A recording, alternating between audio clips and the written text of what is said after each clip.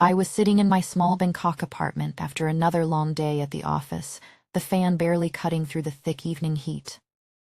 Leftover pad thai sat cold on the table while I scrolled mindlessly on my phone, the city noise humming far below.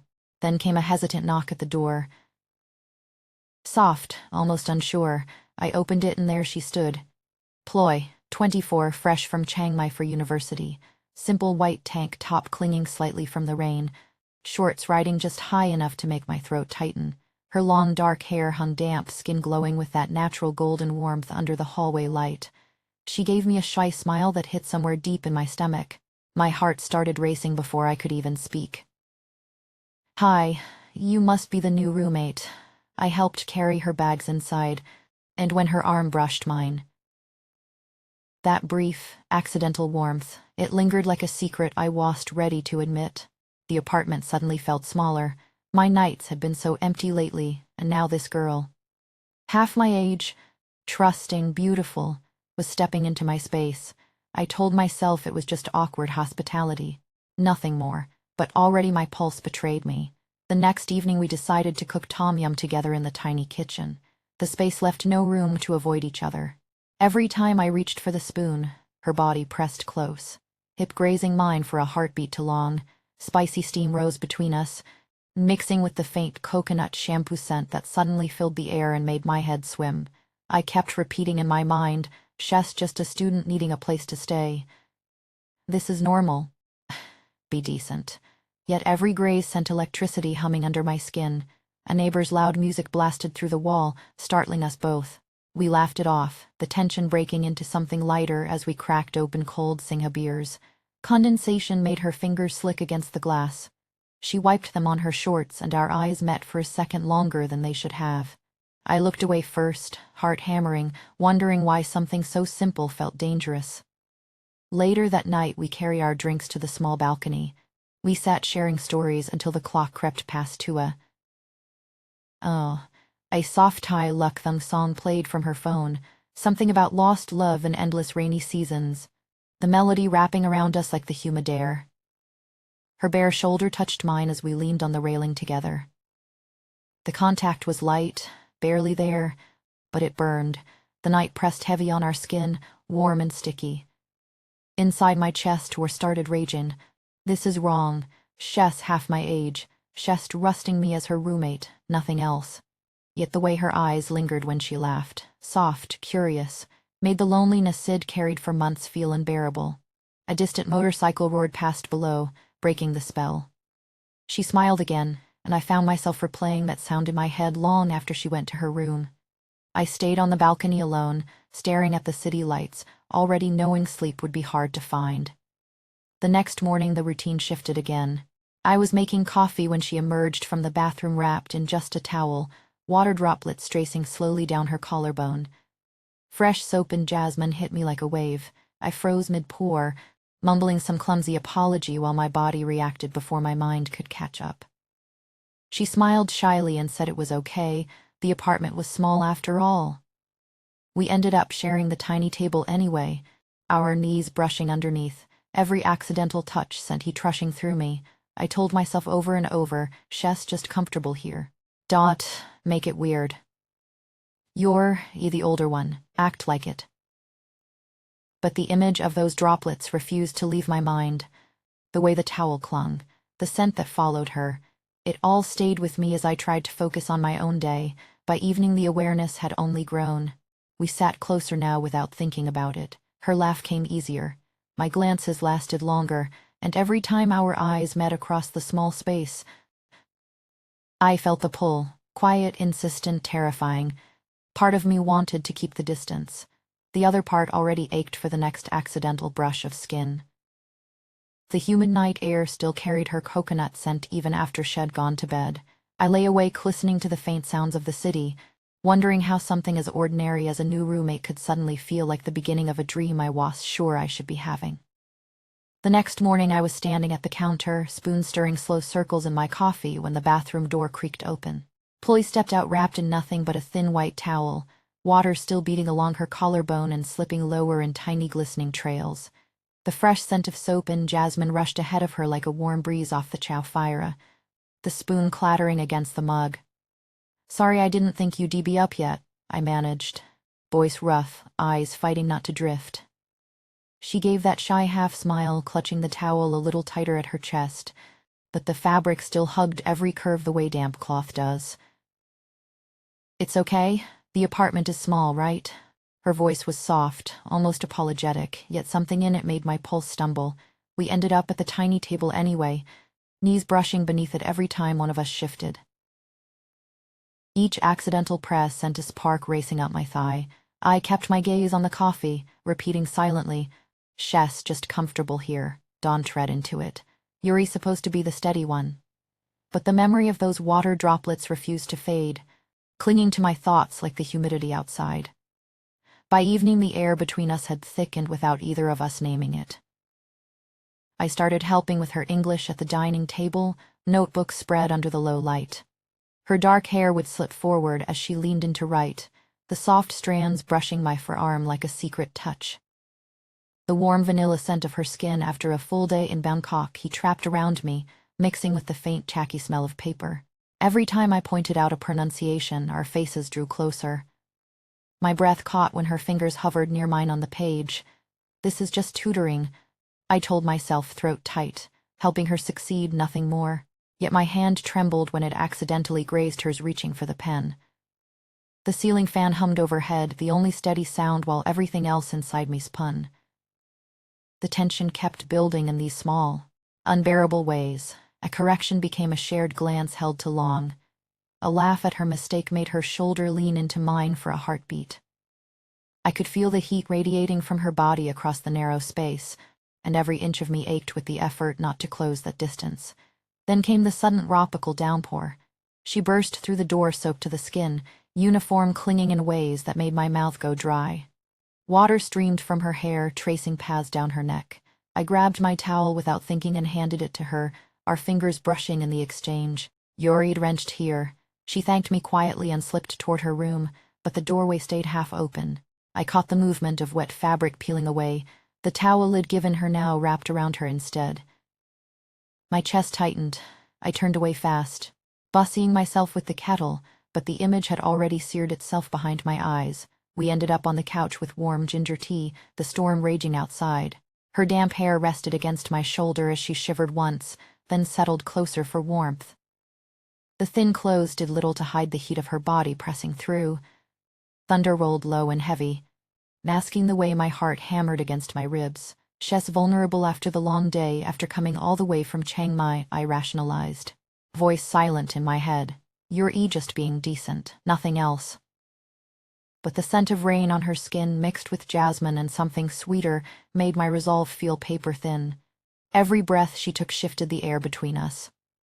My hand rested on the cushion near her leg, close enough that the warmth of her thigh bled into my palm without touching. The rain kept falling, relentless, and for a moment neither of us spoke. Just the sound of droplets on the window and the quiet rhythm of her breathing beside me. I wanted to pull away. I wanted to stay exactly like this. The war inside me whispered both truths at once, leaving me breathless in the small space we shared. And then her hand moved slightly on the couch. Fingertips almost grazing mine, we celebrated her first exam success that night with a cheap bottle of Macon whiskey and bags of grilled street food spread across the living room floor. The smoky scent of squid and chili clung to everything, mixing with the sweet warmth of her breath whenever she laughed close. She sat cross-legged in front of me, cheeks flushed from the alcohol, her hand resting longer than necessary on my thigh as she told me how much she missed her family back in Chiang Mai. I kept telling myself one night of fun wouldn't hurt anyone. She was lonely too, far from home, and the whiskey made her eyes shine in the dim light. But guilt kept twisting in my gut. I was the older foreigner, the one who owned the lease, the one who should know better.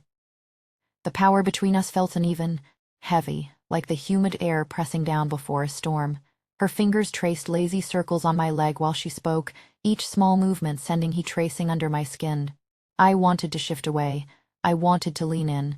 The war inside me pulled into directions until my chest ached with it. A text lit up her phone from her mother, the soft chime cutting through the moment like a warning. She glanced at it, smiled sadly, then tucked the phone away.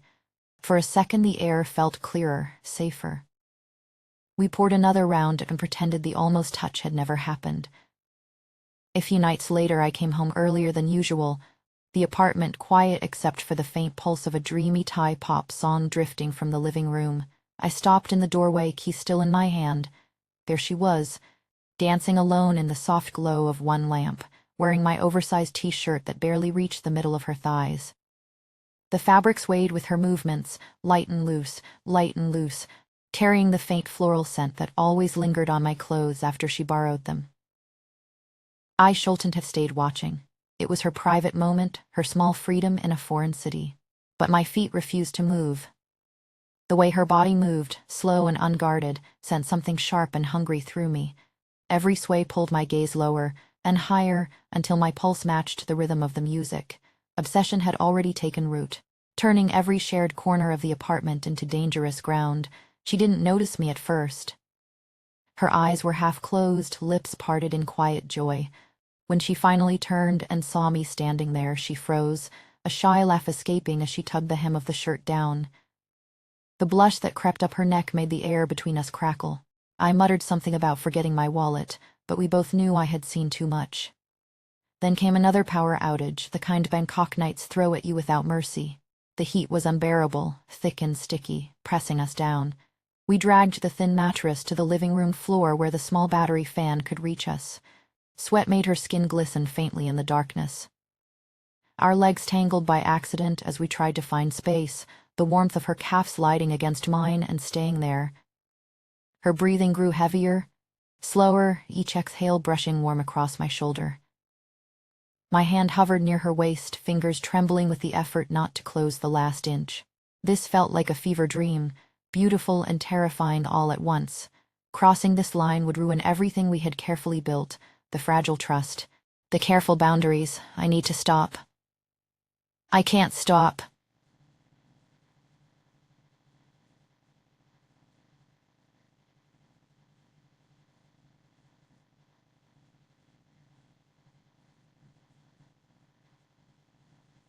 Her body shifted closer in the dark, drawn by the same gravity that pulled at me. The moment stretched, electric, heavy with everything we weren't saying.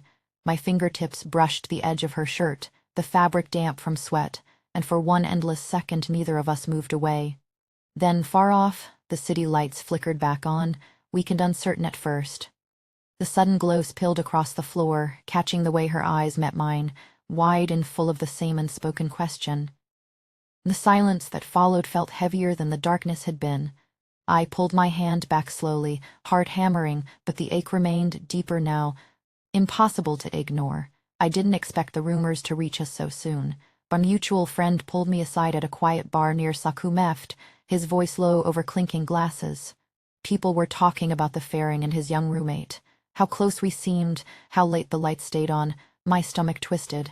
I laughed it off, but the words clung like humidity that never lifts. That same evening I found her on the balcony, phone pressed to her ear, tears slipping down her cheeks. The call from home had been sharp, full of expectations about studies, family duty. Returning to Chiang Mai soon, she hung up and looked at me with eyes that carried too much. I stepped closer without thinking, the wooden railing cool under my palms. She confessed then, voice barely above a whisper. Gratitude for the room, for the help with English, for the way I made Bangkok feel less lonely. But something deeper had grown in the quiet spaces between us, something that scared her as much as it pulled her. The cultural chasm, the fact that I was the one who held the lease. All of it suddenly felt heavy, real. Her tear-streaked face in the dim balcony light only made the gravity stronger, impossible to deny. I wanted to wipe those tears away. I wanted to step back and pretend we were still just roommates sharing leftover curry and awkward laughs.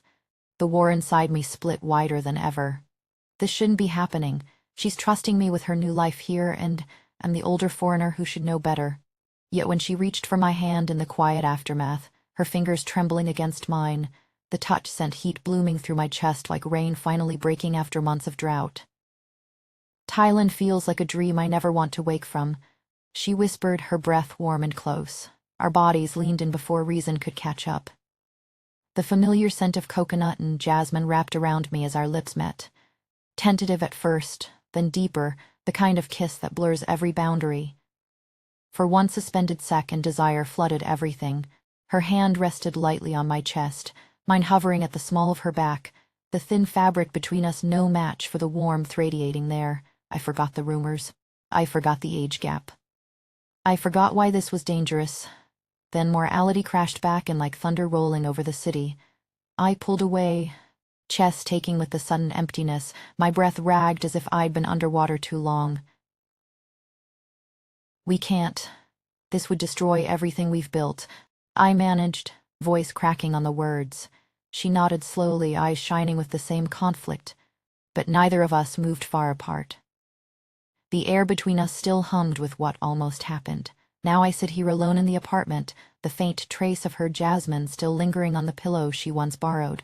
That soft luck thung song plays faintly from my phone, the one about lost love and rainy seasons, looping like a memory I can't quite escape. The fan spins lazily overhead, stirring the humid night air that feels thicker without her quiet presence. I chose to step back that night. We agreed to keep things simple again, polite smiles over morning coffee, careful distance on the balcony, but every shared space still carries the echo of her laugh, the brush of her shoulder, the way her eyes used to linger a second too long. The pull remains, quiet and constant, like the pull of the chow fire under moonlight. Thailand really does feel like a dream, the kind that blurs the line between ordinary days and something dangerously beautiful. I stepped away to protect us both, yet every quiet evening the ache whispers the same question. You really should come see it yourself. Some boundaries bend but never quite break. And some longings, they stay, warm and restless, refusing to let go.